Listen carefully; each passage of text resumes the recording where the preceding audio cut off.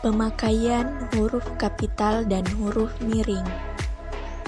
Yang pertama, huruf kapital. Huruf kapital dipakai sebagai huruf pertama awal kalimat. Misalnya, dia membaca buku. Huruf kapital dipakai sebagai huruf pertama unsur nama orang termasuk julukan. Misalnya, Amir Hamzah. Huruf kapital dipakai pada awal kalimat dalam petikan langsung. Misalnya, adik bertanya, kapan kita pulang? Huruf kapital dipakai sebagai huruf pertama setiap kata nama agama, kitab suci, dan Tuhan, termasuk sebutan dan kata ganti untuk Tuhan. Misalnya, Islam, Al-Quran, Kristen, dan Alkitab. Huruf kapital dipakai sebagai huruf pertama unsur nama gelar kehormatan, keturunan, keagamaan, atau akademik yang diikuti nama orang, termasuk gelar akademik yang mengikuti nama orang, misalnya Sultan Hasanuddin.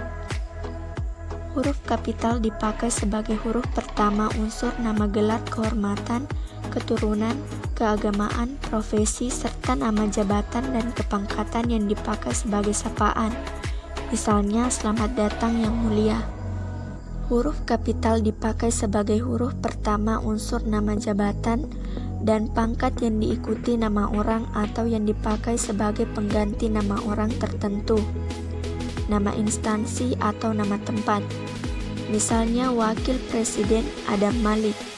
Huruf kapital dipakai sebagai huruf pertama nama bangsa, suku bangsa, dan bahasa. Misalnya bangsa Indonesia. Huruf kapital dipakai sebagai huruf pertama nama tahun, bulan, hari, dan hari besar atau hari raya. Misalnya tahun Hijriah.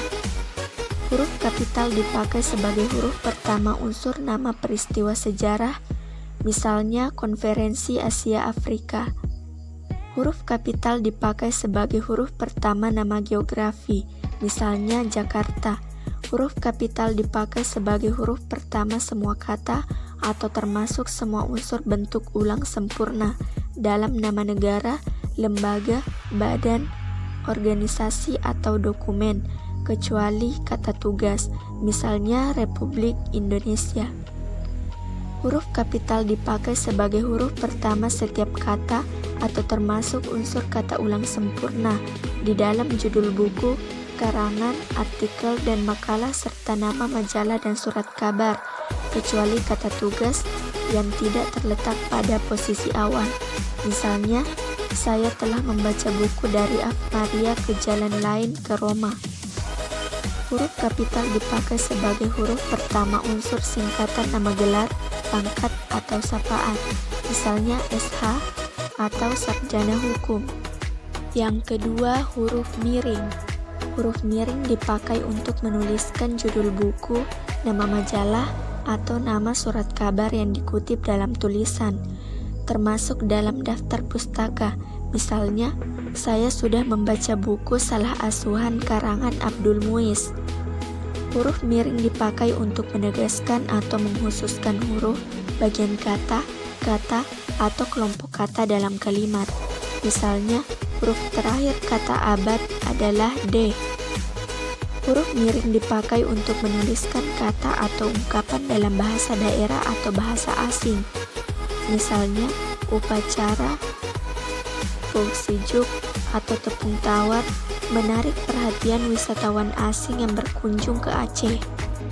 Kesimpulan, huruf kapital adalah huruf yang ukurannya lebih besar dibandingkan dengan yang biasanya atau sering juga disebut dengan istilah huruf besar.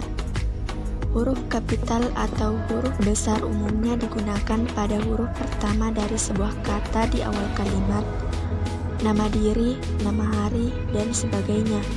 Sedangkan huruf miring adalah huruf yang letaknya miring.